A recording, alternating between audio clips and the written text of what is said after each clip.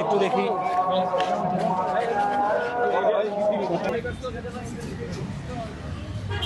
আপনার 1000 50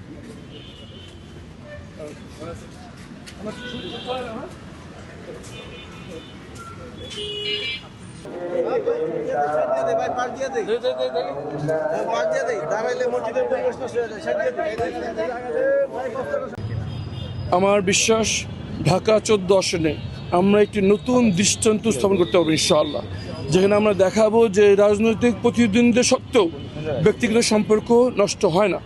আমরা এখানে সবাই মিলে সিদ্ধান্ত নিয়েছি আমরা এমন একভাবে নির্বাচনী প্রচারণা করব যেখানে কোনো ব্যক্তিগত আক্রমণ থাকবে না, থাকবে না কোনো কাদা ছড়াছড়ি, থাকবে না শেমিং ট্যাগিংয়ের রাজনীতি। আমাদের রাজনীতি হবে জনগণকে সেবার রাজনীতি। কে কত বেশি জনগণের কাছে যেতে পারে, কে কত বেশি জনগণকে সমস্যার সৃজনশীল সমাধান দিতে পারে। ঢাকা 14 আসনের সবচাইতে বড় সমস্যা হচ্ছে প্রকাশ্যে এবং গোপনে চাঁদাবাজি। চাঁদাবাজির কারণে আমাদের অর্থনৈতিক ক্যান্সার আক্রান্তের মধ্যে ধুকে শেষ হয়ে যাচ্ছে। এই চাঁদাবাজির প্রধান উৎস হচ্ছে চাঁদাবাজদের আশ্রয় প্রশ্রয় দান করেন খোদ রাজনীতিবিদরাই। এটাই আমাদের প্রথম ওয়াদা।